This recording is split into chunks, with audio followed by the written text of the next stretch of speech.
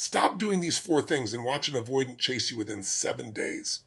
I know that sounds bold. I know it sounds like something you've heard before and rolled your eyes at. But stay with me for the next few minutes, because what I'm about to share with you is not what you think it is. This is not about playing games. This is not about manipulation. This is not about pretending to be someone you're not. This is about something far more powerful than any of that. This is about understanding the psychology of the avoidant attachment style so deeply that you stop accidentally pushing them away without even realizing you're doing it. Because here is the cold, hard truth that nobody is telling you. You are not losing this person because you are not enough. You are losing this person because of specific behaviors, specific patterns, specific things you are doing on a daily basis that are triggering their avoidance mechanism. And the beautiful and terrifying thing about that truth is this. If behaviors are causing the problem, then changing behaviors can solve it. But before we get into the 4 things you need to stop doing, I need you to comment one word in the comment section right now. Comment the word free if you are currently dealing with an avoidant in your life and you want to finally understand how to stop chasing and start attracting. And if you haven't subscribed yet, do that right now, because what we talk about on this channel will change the way you see every relationship you've ever been in. Now let's get into this. Let me paint you a picture. You meet someone. There is chemistry. There is connection. There is this electric feeling that something real is happening here. And then slowly, almost imperceptibly, they start to pull back. They go a little quiet. Their texts get shorter. They seem less interested. And you feel this panic rise up in your chest, this desperate need to fix whatever just broke. So you reach out more. You try harder. You become more available. You make yourself smaller or bigger or whatever you think they need. And the more you do all of that, the further they seem to go. Sound familiar? This is the avoidance cycle. And the reason most people get completely destroyed by it is because everything that feels natural to do in that moment is actually the exact wrong thing to do.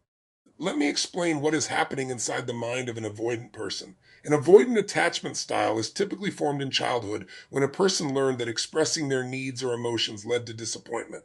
Maybe their caregivers were emotionally unavailable. Maybe vulnerability was punished or ignored. So their brain developed a very sophisticated defense mechanism. Whenever intimacy or closeness gets too intense, their nervous system sends out a red alert. Danger.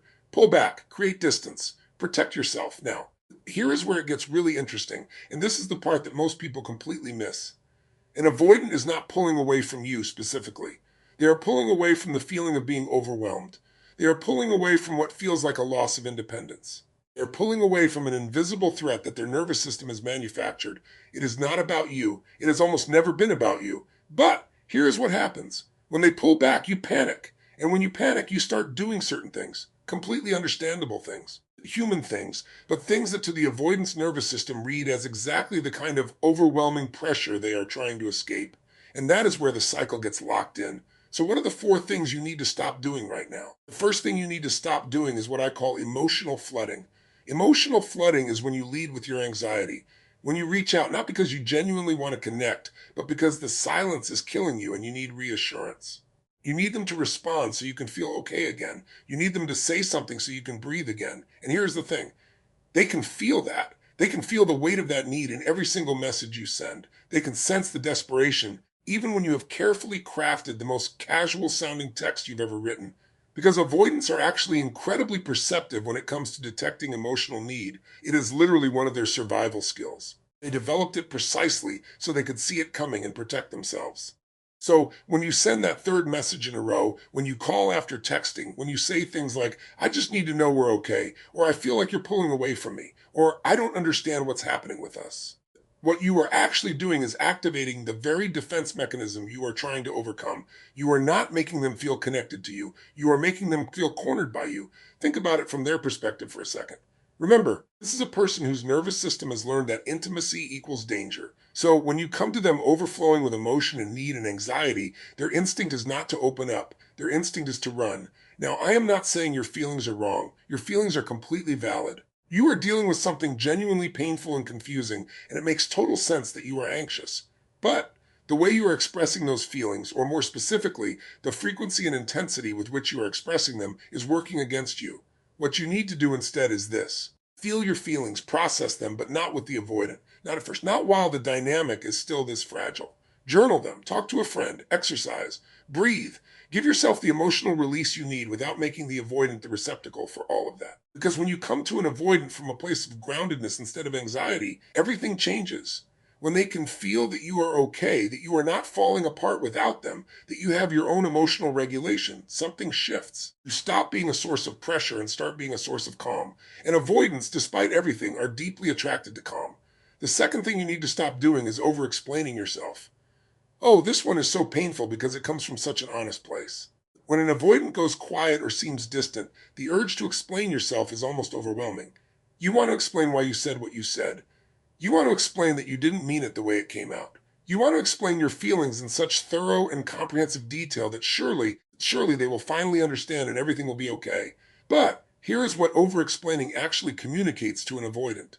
It communicates that you are seeking their validation, that you cannot sit with the discomfort of them potentially misunderstanding you, that you need them to agree with your version of events in order to feel secure. And all of that is kryptonite to someone who is already feeling overwhelmed by the weight of your emotional world. Every paragraph you send, every voice note that starts with, "I just want you to understand where I'm coming from," every text conversation that goes on for hours because you are trying to achieve resolution through sheer volume of words, all of it is doing the opposite of what you intend. What you need to do instead is say less and mean more. When you do communicate, be clear, be direct, and then stop. Say what you need to say once, say it calmly, and then let it land. Trust that they heard you. Trust that they are processing it, even if they don't respond immediately. Give them the space to come to their own conclusions without needing to manage their thought process for them. Avoidants actually respect people who can communicate with economy, who say something real and then don't chase it with 17 follow-up messages, who can be in the discomfort of silence without it breaking them. That kind of confidence, that kind of restraint is genuinely attractive to an avoidant in a way that hours of emotional explanation never will be. The third thing you need to stop doing is collapsing your own life. And this is perhaps the biggest one, the one that causes the most long-term damage, not just to the relationship, but to you as a person. When you are in the anxious pursuit of an avoidant, there is this almost gravitational pull toward making them the center of your entire universe. Your mood depends on whether they texted back. Your weekend plans revolve around whether they might be available. Your sense of self-worth rises and falls based on how warm or cold they are being on any given day. You stop seeing your friends as much. You stop pursuing your own goals with the same energy. You stop doing the things that light you up because all of your mental and emotional bandwidth is consumed by trying to figure out what is happening with this one person. And the devastating irony of this is that the more you collapse your own life for someone, the less attractive you become to them. Not because they are cruel. Not because they don't care about you, but because an avoidant is deeply instinctively drawn to people who have their own thing going on. People who are not waiting around. People who are genuinely busy, genuinely passionate, genuinely alive in their own right. When you had your own life, when you were doing your own thing, and they were just one part of it, you were magnetic. When you collapsed everything in pursuit of them, you inadvertently became someone whose entire value proposition was being available to them. And that is not attractive to anyone, especially not to an avoidant. So, what do you need to do? You need to get your life back. Not as a strategy, not as a game, but because your life actually deserves your attention. Because the things you were passionate about before this person came along are still worth being passionate about. Because your friends miss you, because your goals are still valid, because you as a person have inherent value that exists completely independently of whether this one avoidant decides to show up for you. When you genuinely re-engage with your own life, something almost miraculous happens. The emotional charge of the situation drops. You stop sending those anxious messages because you are actually busy. You stop obsessing because you have other things to think about. And the avoidant, almost without fail, starts to notice, starts to reach out more, starts to wonder what you were up to. Because the pressure has dropped and suddenly you seem like someone worth pursuing rather than someone who is pursuing them. The fourth thing you need to stop doing is rewarding inconsistency. This one requires some real honesty with yourself. Because in many cases, the dynamic you are living in has become a cycle where you tolerate inconsistency, reward the moments of warmth, and accept far less than you deserve because any crumb of connection feels so much better than the withdrawal. You stop doing the things that light you up because all of your mental and emotional bandwidth is consumed by figuring out what is happening with this one person. And in doing so, without meaning to, you have trained this person that they can come and go as they please, and you will still be there. They can be distant for a week and then send a casual text and you will respond immediately, warmly, eagerly. But there are essentially no real consequences for treating you like an option rather than a priority. Now, I want to be very careful here because I am not saying you should be cold or punishing or play some elaborate revenge fantasy in your head. That is not what this is. What I am saying is that you need to develop and maintain actual standards about how you are willing to be treated. not as a strategy to make them chase you, but because you genuinely deserve to be treated well. When someone who has been inconsistent suddenly shows up, you do not have to be immediately available. You do not have to act like nothing happened.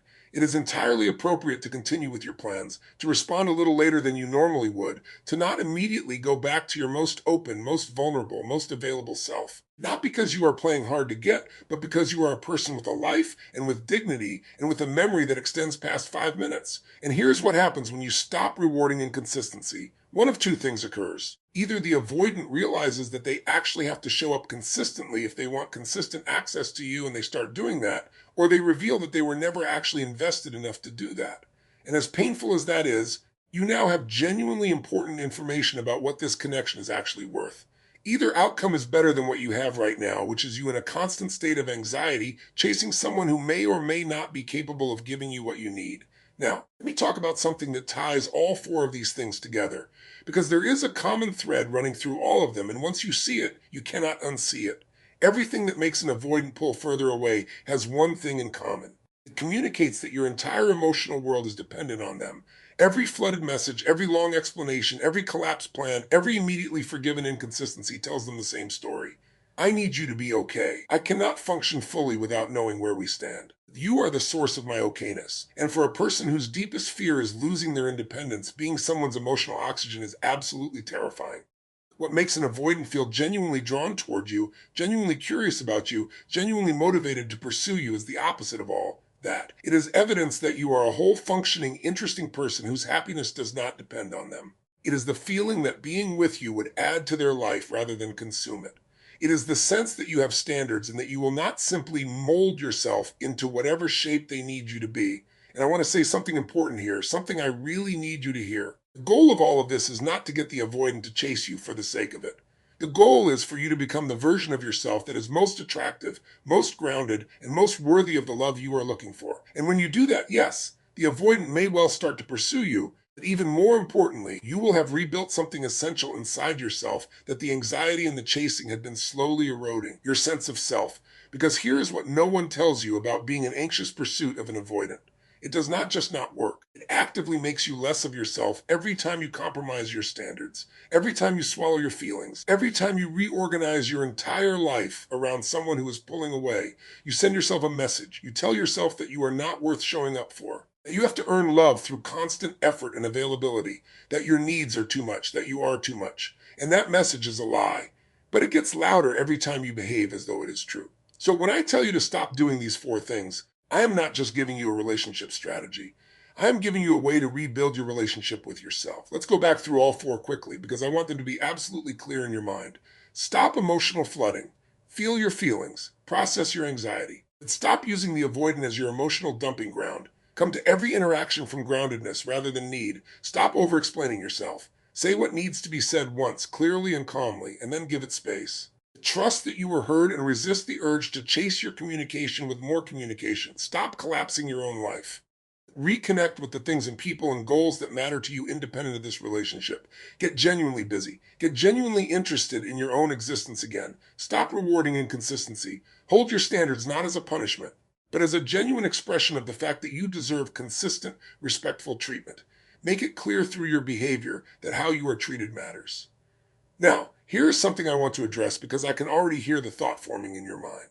But what if they just use the space to move further away? What if giving them room means losing them completely? I understand why that thought is terrifying, but I need you to sit with this for a moment. If the only way to keep this person in your life is to constantly chase them, to constantly shrink yourself, to constantly accept crumbs of connection and call it a feast, is that actually a relationship? Or is it an arrangement where you do all the emotional labor and they reap all the benefit? An avoidant who is capable of genuine connection, who is willing to grow, who actually values you will not disappear when you stop chasing them. They will, after some processing time, often quite a bit of processing time, start to move towards you. Because the pressure that was activating their avoidance has dropped. Because you are now showing up as someone they feel safe with, rather than someone they feel overwhelmed by. And an avoidant who was never genuinely invested, who was enjoying the chase and the ego boost without any real intention of showing up, well, they may well disappear. And I know that is painful to even think about, but that person disappearing from your life is not a loss. It is information, it is clarity, it is freedom, even if it does not feel like it yet. The 7-day frame in the title of this is real, but it requires nuance. In 7 days of genuinely stopping these 4 behaviors, you will start to see a shift. It may not be dramatic, it may be subtle. A little more initiative on their part, a slightly warmer tone, a sense that the energy between you is moving in a different direction. You will also start to see a shift in yourself. A little more calm, a little more centeredness, a little more confidence that you are going to be okay regardless of what they decide. And that confidence, that settled, secure energy is the most attractive thing you can possibly bring to any relationship, especially one with an avoidant. Let me tell you something about avoidance that very few people talk about. Despite all of the pulling away, despite the walls and the distance and the seeming self-sufficiency, avoidants actually want connection deeply. They want it just as much as you do, maybe more. The difference is that their nervous system has learned to see the thing they want as a threat to their survival. They are not choosing to be difficult. They are not choosing to keep you at arm's length for fun. They are genuinely caught in a conflict between their need for closeness and their fear of it. And what they are looking for, what all of us are ultimately looking for, is someone who feels safe. Someone who does not add to the noise of their anxiety, but instead creates a quiet space where connection feels possible rather than dangerous. When you stop flooding them with emotion, you become safer. When you stop over-explaining, you become less overwhelming. When you rebuild your own life, you become less of a pressure and more of a draw. When you stop rewarding inconsistency, you become someone they have to actually try for. And trying genuine effort is where real investment begins. Now, I want to give you a practical day-by-day sense of what this might look like, because abstract concepts are great, but you need something you can actually do tomorrow morning. In the first couple of days, the work is almost entirely internal. You are resisting the urge to reach out. You are sitting with the discomfort of the silence, and I will be honest with you. This is the hardest part. Your nervous system will be screaming at you. It will feel like inaction is the same as giving up. It is not. Inaction in service of your own groundedness is one of the most powerful things you can do. In this phase, the most important thing you can do is reconnect with yourself. Not as a strategy, as a genuine act of self-respect. Go back to the gym if you have been neglecting it. See the friends you have been canceling on. Work on something you care about. Not to distract yourself, but to genuinely re-engage with your own life. In the middle days, you will likely start to feel a shift, either in them or in yourself or both. The silence may start to feel less suffocating. You may notice you are checking your phone slightly less often, and you may find that you have a little more capacity to think clearly about what you actually want from the situation. In the later days, if they do reach out, and very often they will, your job is to respond from that new centered place rather than from the anxious, eager to please place you might have been operating from before. Be warm. Be genuine. But be the version of you that has been rebuilding these past few days.